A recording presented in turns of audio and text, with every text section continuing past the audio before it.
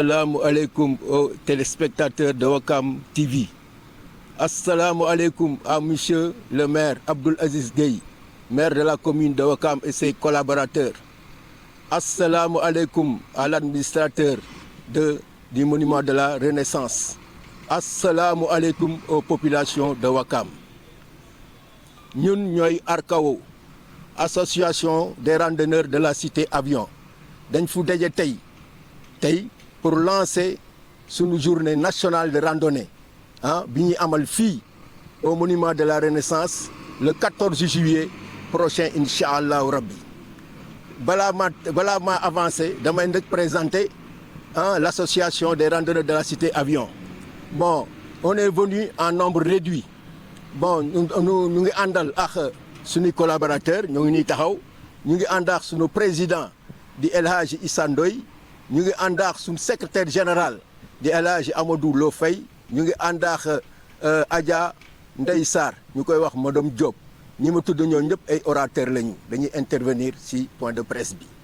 Bon, point de presse bi nag dañ ko organiser moo doon randonnée pédestre randonnée nationale ba pédestre. Pourquoi nationale? Parce que ñun dañu affilié à la ligue à la fédération nationale de randonnée pédestre foofu la ñu affilié. Randonnée nag dafa doon loo xam ne dafa am solo sport bu am solo la sport bi ñuy def ci dox ci kaw dal dañuy dox donc randonnée dafa nekk loo xam ne lii man miy wax sax yéen sax docteur ci boppam docteur moom moo xam effet randonnée. Docteur moom moo xam effet randonnée parce que randonnée dana la permettre nga nekk ak sa sago randonnée dana tax nga am wér-gu-yaram randonnée dana tax nga yéex a gis docteur loolu moo tax ñu doon club boo xam ne biñ ko sosee sax yàggul mais ñu ngi ci góorgóorlu bu baax ba affilié ñu à la fédération boo tax na ñu ngi ci invité toutes les populations ñu ñëw di yëngal seen yaram parce que yëngal yaram dafa am solo lii nag je crois que c'est une première à Wakam bien sûr am nañ ay frères yoo xam ne am nay club ku mel ni cité El Hadji Malick Sy club la ku mel ni Mermoz club la ku mel ni cité Asegna club la ku mel ni waa Kër Albert club la ñu ñooñu ñëpp associé ni leen ci pour ñu ñëw bokk ak ñun bés bi. Hormis cela tudd naa fi léegi le maire Abdoul Aziz Gueye hormis cela dinaa fi tudd aussi le président de l'Ouest Wakam moom à travers lui ñu ngi le président Abdoul Aziz Gueye et le président de la zone 5 de Wakam à travers ñoom ñaar ñu ngi invité toutes les ASC de Wakam ñu ñëw joindre ñu le 14 parce que c'est important donc ñu ngi invité tout Wakam bàyyiwuñu kenn pour ñu ñëw assister le 14 juillet prochain dafay doon une fête de Wakam tout Wakam moo ko moom bien sûr Arkawo moo ko organisé mais tout Wakam moo ko moom mais nag li may am na lu ma bëgg a wax sunu club bi ñu bokkal ASC bi ñu bokkal dañ leen bàyyi en rade mooy ASC Cité Avion ñoom il faut aussi ñoom ñu ñëw jàpp ci liggéey bi pour le moment donc man mën naa yem foofu pour le moment le temps que me permettre yeneen orateurs yi intervenir s'il vous plaît. Voilà, présente-toi. Auzu billahi mina sheytaani rajim bismillahi rahmani rahim sallallahu ala muhammad asalaamaaleykum waa Sénégal asalaamaaleykum waa Wakam ñu ngi leen di nuyu di leen ziyaar yéen ñëpp maa ngi yëkkati sama kàddu gi nag si turu jigéenu Arkawo yëpp association des randonneurs de la cité Avion ma nekk seen présidente commission féminine bi si seen kàddu laay waxee baat yi ma bëgg a wax donc bés bi ñuy wootee bésu sportive yëpp la bàyyiwuñu kenn donc bésu sportive yëpp la Wakam gépp lañu oo Wakam gépp ñoo bokk bés bi donc ñu ngi ñaan waa Wakam nañ génn en masse parce que ñëpp ñoo war a def sport boo koy def feebar yu sew yu bari da ngay gis day génn sa yaram donc amul âge sport aussi amul âge de 0 ba 90 ans wala lu ko ëpp foo toll rek war nga di def sport donc ñu ngi oo Wakaam gépp ñu ngi oo ASC yëpp ñu ngi oo sama mbokki jigéen yi nekk Wakaam ñëpp ñu ngi leen di oo ñi yor mbootaay ñi yor association yëpp ñu ngi leen di invité suñu bés bu màgg bi di leen si woo pour ngeen ñëw jàpp si parce que bés bi ñun moomuñu ko ñun waa Arkawo waa Wakaam gi yëpp ñoo ko moom dañuy recevoir ay gan yu jóge un peu partout si biir Sénégal yu jóge sax ba fii ba au delà du Sénégal di ñëw di ñu fekk si donc ñu ngi ñaan ñëpp ñu ñëw teew jàpp si bés bi parce que du suñu bés ñun waa Cité Avion waa Wakaam gi yëpp ñoo moom bés bi ñu yemale foofu suñuy kàddu di nuyu yëpp ñëpp di ziar ñëpp di ñaan yàlla bés bi yal nañ si dugg si bisimilahi rahmaani rahim génn si alhamdulilahi rabil alamin jërë ngeen jëf. waaw asalaamaaleykum wa rahmatullah population Wakaam population Dakar population Sénégal man El Hadj Amadou Lo Faye secrétaire général de l'association des randonneurs pédestres de la Cité Avion mooy wax ak yéen pour partager suñuy motivation.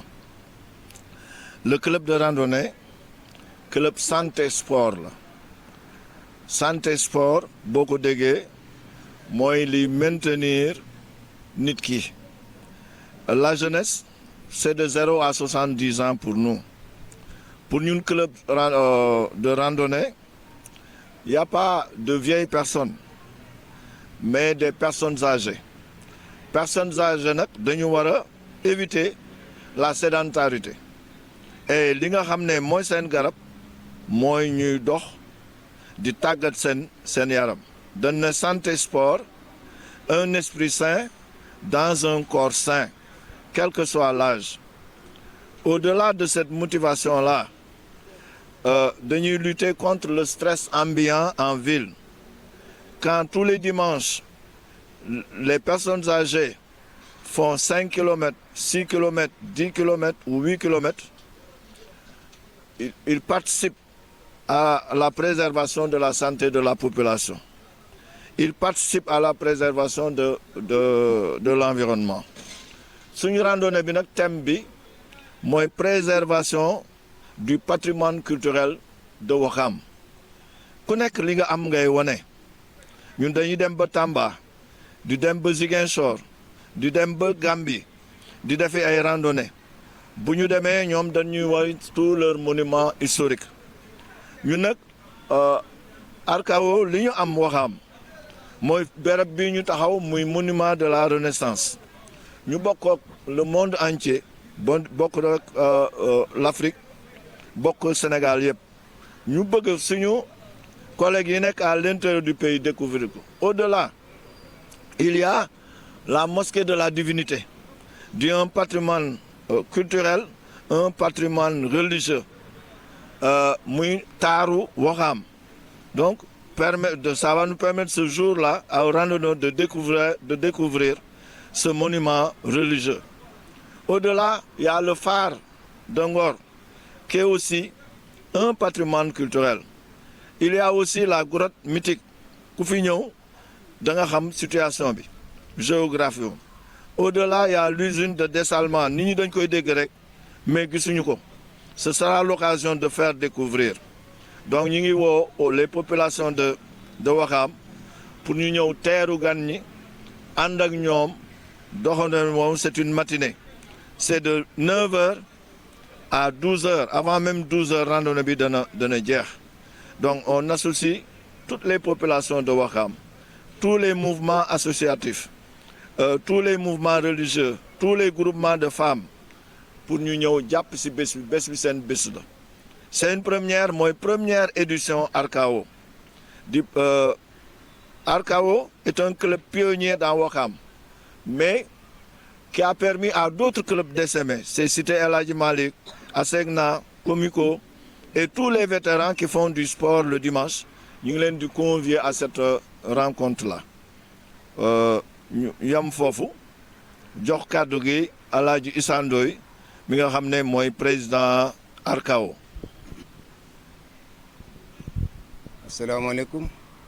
Je voudrais tout d'abord, avant l'entame de mes propos, remercier le premier magistrat de la ville, le maire de la commune de Wakaam, M. Gueye, toutes les autorités administratives, toutes les autorités coutumières et toutes les autorités religieuses pour leur participation à cette organisation. Arcao, l'association des randonneurs de la cité avion, Arcao, tient à organiser une randonnée ici même, dans ce monument de la Renaissance, le 14 au courant, regroupant plus de 2000 participants venant de divers horizons. Nous comptons sur la participation des autorités administratives, religieuses et coutumières, les ASC de toute la commune, les organisations féminines pour la réussite de l'événement. Je ne dirai jamais assez que la randonnée est un espace de partage, d'échange, de communion et de conquête de la santé. Vous savez, la santé est la randonnée est un facteur de lutte contre la sédentarité. Vous savez que la sédentarité est un vecteur de maladies chroniques. À cet effet, nous exhortons toute la population wakamoise à venir marcher avec nous pour retrouver ces trois aspects fondamentaux: la découverte, la relation humaine et la conquête de la santé. Pour la conquête de la santé également, c'est ça. La découverte qui répond au thème retenu, c'est-à-dire la préservation du patrimoine de Ouakam, le mosquée de la divinité, le monument de la Renaissance, l'usine de dessalement, le phare, etc. La découverte, la relation humaine, ça permet de tisser de nouvelles fraternités. La conquête de la santé, comme je le disais tantôt. Donc j'exhorte toute la population à venir marcher avec nous. Permettez-moi, avant de finir, de faire quelques incursions entre les cases de Kocc Barma pour mieux faire passer mon message. Je salue toute la population de Ouakam, di sant ñëpp di gërëm ñëpp di jiital nuyoo bi ki nga xam ne mooy moom lañ jiital si boppu maire bi di si teg vraiment ñi nga xam ne aussi ñoo fi nekk muy cosaan bi les jaraaf et autres teg si les imams ñoom ñëpp ñu ngi leen di sant di sàkku ñaan si ñoom pour que lii ñu dëgmal yàlla may si ndam yàlla na ko yàlla def si barke Seydina Muhammad sallallahu alayhi wa sallam di ñaanal ñëpp di sant ñëpp di gërëm ñëpp merci beaucoup. Tous ensemble, Arcao, Sakao, Sakanam.